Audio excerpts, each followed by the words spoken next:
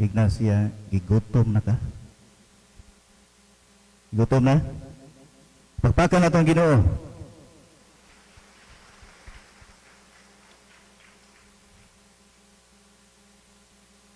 Hapit na mag 22 ka tuig karong sunod bulan, Oktubre 30, may ka 22 ka tuig. Kining simbahan na dinhi ko giordinahan. October 30 to year 2000. No? So, dugay-dugay na nga panahon, but pasabot aning tiguang na ko. No?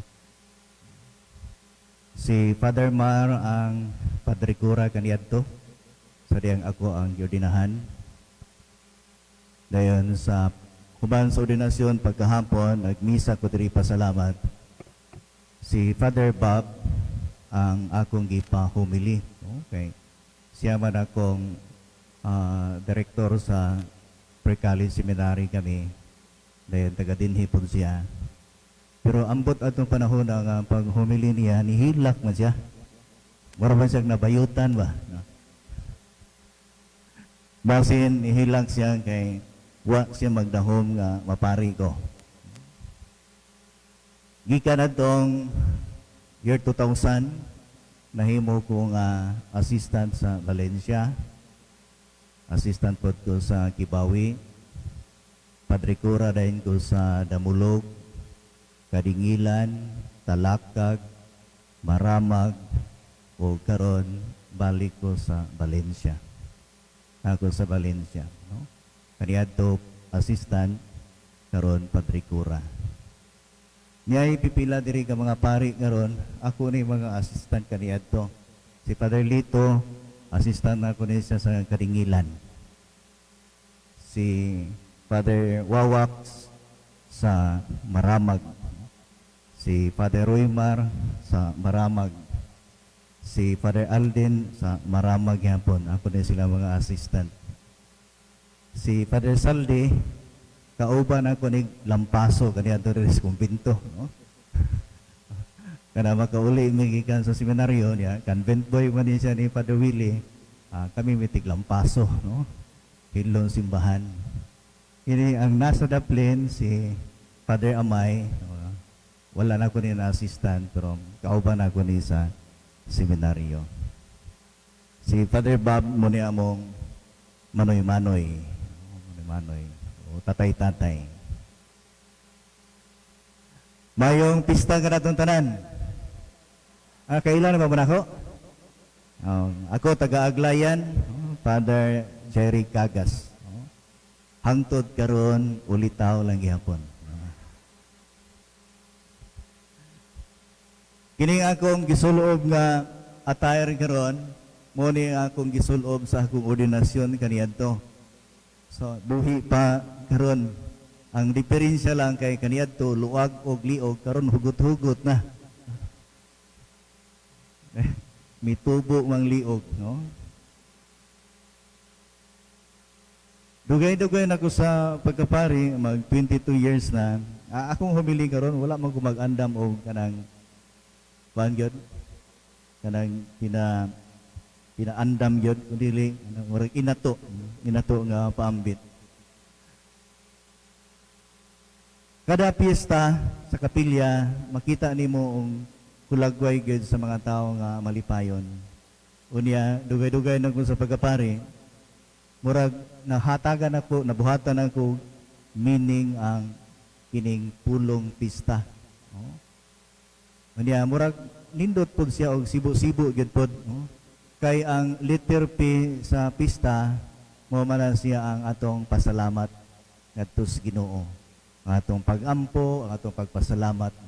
Iya lisod man kaayo magsige ra tag ampo, sige tag pasalamat o pagampo sa pista, wala nang letter I. So na letter I. Ihaw. So mingaw ang pista og way ihaw. Kay katubitan ay kausab itang niadto ko kapilya. Pag humas pista akong giingnan alagad nga adto ko sa inyong balay. Sa dre way pista. Kung ano may pista, way ihaw. So wa pag-iinom, no? Kay mag-ubay mo na ihaw og inom, no? Kung ngano man upay wa man kaya magpista sa lisod ang panahon dre. Kung ano man sa daghan kog anak, upila imong anak sa napulo ka buok, no? Ikaw nga mga buutan po ng imong mga anak, sana po'y kalay-kalay. Ikaw nga, ihawan ang kalay-kalay sa pista. So, kayo pwede palang ihawon ang mga anak, no? Parang baboy ba? Ang baboy ini panganak, kini para pista, para birthday, para Pasko. Kung imong anak pang mga anak, wagi problema ihawonon, no? Pero yun sa ayaw po, Dre, no? So, ang S, unsa man ang S? Paborito kaya na sa mga lalaki? Sugal, no? So, kung way sugal, o pista way sugal, mingaw, or sugba-sugba, o sumsuman, o sayaw-sayaw, mo man ang pista. Labi na kung naanan ng letter T sa pista, ang tagay. So, kung na'y tagay, sa lami kayo ang pagsaulog sa pista kay nanay kanta-kanta, mo kanta bitaw ka, di naging ka mabuhian ang microphone. No? Ya, nakatagay naman, mo na dayon ang letter A, away. No? Kubantay mo pista, daghang kay kasumbagay nga away tungkol sa pagsaulog sa pista. Pero ingon sila, kana kunoon tang letter A sa pista, mo na ang angay-angay. Kana bang inig sa ulog mo sa kapistahan, kanang kamao ka mo angay-angay, mo paambit sa imong grasya ngadto sa uban. But pasabot nga kung maghanda ka, kinahanglan imog yung ipakaon, bahalag mahurot. Pero kung kita kay kung maghanda ta kay taguan mo nato ng uban. Taguan taning humba kay para sunod adlaw ni. Oh. Taguan taning crispy pata kay lami ra bagid kay ni. Oh. Kay kung di na to ni taguan, so mahurot ragkaon na ni mga sigag mata diri ay. So, muna, di ba kabantay mo kanito sa unang panahon, way refrigerator, taguan ang mga sudan. Aman ibutang, ito ilam sa katri. No? Ato mga tapirwe, ito ilam sa katri. No? Pag-ingon nga, na mamista, napabay, nabilin diha, may regwa, nagyod, hurot, sinaw, yun ang kaldiro. Pero ang sudan, tuwas ilam sa katri. No? So, kung magpista ta, ipakaon kid ang tanan. Kanang wagi pigpihig, no? Dili mamili og tawo sa pagpasulod sa balay, kay ngano man, kay ang imong gihanda, pasalamat manas Ginoo, no? Pasalamat. Mula nga kumahimo, kung ang atong balay kanunay sirado ang gate, kumahimo inig piyesta, ablihan, ablihan aron makasulod ang mga tao. Bahala og kinsa ng tawhana ang musulod diha. Sa amo ang balay sa Aglayan, kada pista ablihan ginang gate o isirado man gani pero iduso ra aron nga makasulod yun ang mamistahay. Bahala og unsay dagway ana ngano man kay basin di ay ang Ginoo mamista. Uni ang iyang dagway murag makinilimos. So at least atong na-accommodate ang Dios diya sa atong panimalay. Kay pasalamat manangat tos Ginoo. Angayan ba sa tang magpasalamat? Angayan ba? Angayan, no? Angayan. Tanawa daw ang iyong kamot, bukhara daw ang iyong palad. Naisulod? Wala. Wala. Kung naamoy pangayoon sa Ginoo, kung saan nyo pagpangayo, o mangayo ka sa imong isig katao, di ba imong ibukharon imong kamot, tagai kubi. Di ba anak, no? Unya, imong dawaton ang grasya. So, kung adunay dawaton nimo ang usa ka butang, aron dili mahulog ang usa ka butang, unsa may imong buhaton? Atong kumkumon. Kumkumon. Kaya ron di siya matagak. Ang Ginoo kanunay nagabubo og grasya diha sa atong mga kamot. Ang atong tendency inigdawat ato sa grasya sa Dios ato dayong kumkumon aron dili mahagbong. Unya magsigira den tag kumkum. Magsira tag kumkum. Wala ta masayod nga ang atong gikumkom gamay ra kaysa sa mga grasya nga gihatag sa Ginoo. Kay ngano man, kung magsigig buo grasya ang Ginoo diha sa tumakamot, kung magsigig tag kumkum, mag-awas-awas ang grasya kay di man nato masalod. So ang atong buhaton, inigdawat to sa grasya sa Ginoo, kumkumo nato ang atong mga kamot ug ibukhad. Dayon atong tan-awon nato gamiton siguro para sa pamilya, siguro para sa pag-eskwela, siguro para sa tambal kay labi na maintenance na. Ya, tan-awon po nabay para sa Ginoo. O tan-awon po na sa Ginoo kung ikaw manggihatagon ba. Kay kung makita sa Dios nga ikaw manggihatagon, mas daghan pang ibubo nga grasya sa Dios sa imong mga kamot. Pero kung magsige ra tag kumkom, di nato masalod ang grasya sa Ginoo. Busa nga itong buhaton, bukhad, kumkum, bukhad, kumkum, bukhad. Aron ang grasya atong masalod. Kay kung makita sa Dios nga ikaw maghatagon, bubuan pa kaniyag daghan. Kung magsige ra bitaw tag kumkum sa atong grasya, mausik ba yan? Inig-ulit ninyo karon, mangaon man mo, kung wala mo'y buhaton sa iyong balay, sugod mga alas 2, adtos kusina, pagkumkum dan dito, usa ka kumkum bugas. Pagkumkum, paingon sa alas 6 gabi tanaw nato og di pa manggahi ang imong mga kamot. Og tanaw nato wa bagay mausik bisag gamay. Mausik yun kung magsigi kag kumkum. Ug manggahi ang imong kamot. Basig di na nuna maabri ang imong kamot. So kinahanglan kung adunay grasya magpaambit. Muni panahon sa pista, muni ang atong chance sa pagpaambit sa grasya gikan sa Ginoo. So kung piyesta man ron, ani ata aron mo halad ngadto sa Ginoo. Pasalamat ngadto sa Ginoo.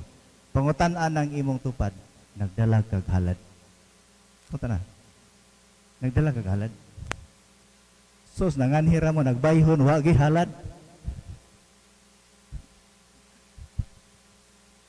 Abi ninyo, naay kalainan ang piyesta nga misa o kanang ordinaryo nga misa.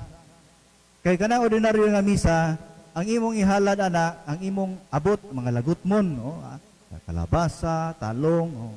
Kung piyesta, kung unsay imong handa sa imong balay, maunay imong ihalad. Namoy handa sa imong balay karon. Tingog mo ba? Naawla. Ay mo kauaw, naawla. Agay, namakak mo ba? Kaya mo tingog. Naa. Yan, namoy gidala. Kung naglitson ka dito, at least, makahalad pa kag mga usa ka kilo nga litson. Pero abi ninyo no, ang mga Hudiyo baya basta pangilin sa pagsaylo, katunga sa ilang ihawon ihalad sa templo.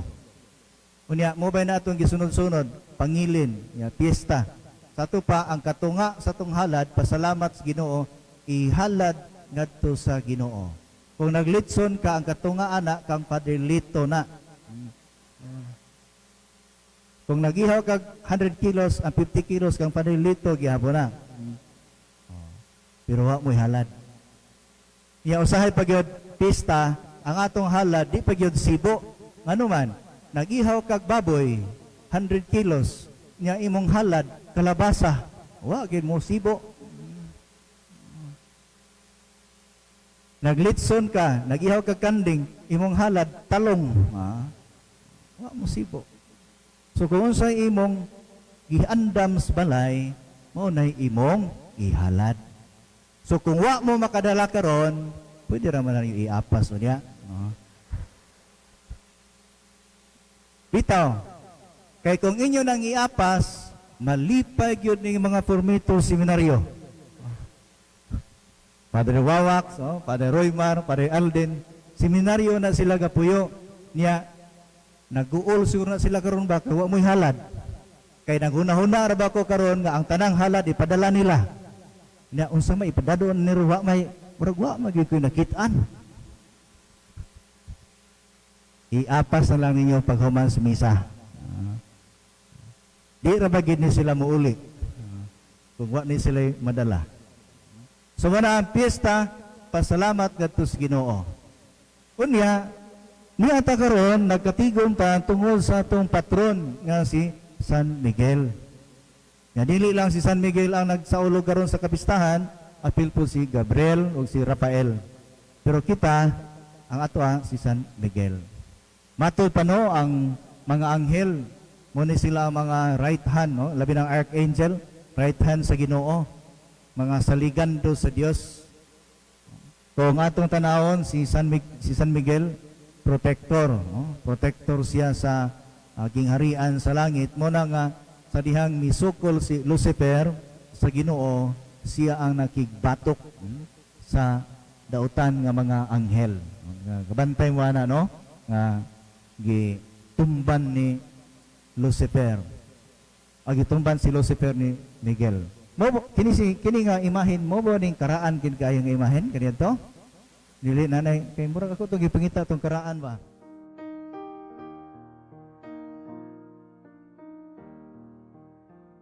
O kanang mohikap na sa ano ba? Kamo gahikap gyapon man hikap gyapon makaron inig human. Tarungon lang yun yung hikap ha. Kay basic ang panuway niyo mahikapan. Mahikap ta ni San Miguel, yawat na lang, ang hilanta, ya kay wa lang nagdanghag mo paghikap, kay daghan ang hikap, dito nakahikap sa sungay. Muna pag-uli, sungayan lang hapon. So, tarungon o hikap. Sa dito makahikap sa ikog. Bintahan na datog, dito ka makahikap sa pako ni San Miguel, kay mahimo po kang pakaan. Pero, kita mo hikap diana tungod kay nagtuota nga ang atong patron, labi na San Miguel, mutabang ka na to. No? Mugiya ka na to. Nakabasa ba mo nga si San Miguel minaog sa kalibutan o nagpakita sa mga tao? Napa mo yung nahibawan? Diri sa Linabo. Minaog ba si San Miguel o ni anhe diri sa Linabo? Wa mo kita. Yan ang totoo mo niya. Dito sa southern part of Italy, lisod lang kay litukon ang lugar, pero usa ka bungtod, na usa ka lugar dito, nga ang mga tao dito, kasagaran sa mga tao dito, gasulod sa grupo ka ng mga kulto, mga cult ba? Kulto. Kasagaran sa mga tao dito, layo ra sila sa Dios. Nay usa ka mag-uuma, nga na siya daghang mga hayop, baka, ang iyang baka, nidagan. Nanagan niya mga baka, dito ni sulod sa langob. Unya, ngit-ngit man kayo ang maong langob, gusto niya nga pagawason ang iyang mga baka, nga tuwa dito. Subo sa iyang gihimo, nagkuha siya sa iyang pana, iyang gipana ang dito sa sulod, kaya ron nga, mahadlok ang mga baka kay naay pana balik sila gawas. Karon pagpana niya dito sa sulod sa langob dito mga baka, dako kayo ang iyang kakurat. Kay sa diyang pagpana niya ang iyang pana mibalik sa gawas. Mibalik. Busa sa iyang kahadlok, iya kining gisulti sa mga tao, unya nakaabot kini ngadto sa ilang obispo. Unyang obispo niingon, dili ni ordinaryo nga kuan hitabo. Busa ato ning susihon nganong ingon ani man ang nahitabo. Busa ilang gisusi uban ang obispo, pagsulod nila sa langob, giingon dito, adunay anghel nga nagpakita kanila ug siya si San Miguel. So sa ito pa, tinuod gyud di ay ang mga anghel. Kay mismo si San Miguel nagpakita. Unya, unsay giingon ni San Miguel? Kinahanglan nga kining maong dapit himuon nga balaan. Buhatan siya og simbahan. Aron ang mga tao muanhi o mubisita dinhi. Nya unsay ingon ni San Miguel? Ako magpuyo dinhi ug manalipod sa mga tao. Kabalo mo? Niadtong panahon na grabe ang sakit, no? Grabe ang mga daotang tao, pero sila gipanalipdan ni San Miguel. Bisan ang mga santos miadto dito. Usa sa mga santos nga nakaabot dito si Saint Francis of Assisi. Nakabisita siya dito. Ug matud pa ingon siya usag yun kadapit nga balaan. Tungod kay si San Miguel tuwa dito nagpuyo. So, ang mga anghel real. Dili lang ingon nga murabag kanang at bunga sa atong hunahuna. Tinuod yun. Ya, tungod kay si San Miguel mismo nagpakita man sa mga tao dito. Kita pod mituo ni San Miguel. Dugay-dugay ng panahon si San Miguel nagpuyo nining maong dapit. Daghan kayo ang mga panghitabo nining dapita. Gamay pa ko, elementary pa ko, high school pa ko. Daghan kog madunggan ning dapita. Pero paminaw nako wa gyud ta biyai sa atong patron. Kanunay taniyang gitabangan. Bisan ang atong simbahan. Kung magtan-aw mo sa atong simbahan kaniadto, kahoy ra pud ni. Pero uban sa pangama ni San Miguel, nang ingon ani ni. Siguro ang mga pari kaniadto nga na-assign dinhi gigiyahan sila ni San Miguel. O giubanan sila ni San Miguel. O kitang tanan ani apod iyang ubanan hangtod sa kahangturan. Si San Miguel protektor nato. Labi na sa mga panulay, sa mga tentasyon sa kinabuhi. Pero isip protektor nato siya, tigpanalipod nato siya, kinanan ligunon pod nato atong kagalingon. Kinalan naapod tay armas, dili lang ta magsalig sa gahom sa anghel na si San Miguel. Unsa man pod ang atong armas pakigbatok sa mga daotan, walay lain kundili kanarag yung hugot nga pagampo. Hugot nga pagampo ug kanunay nga pagampo. Kay pinaagi sa hugot ug kanunay nga pagampo ang panulay dili yun makapildi kanato. Amen. Manindog ang tanan.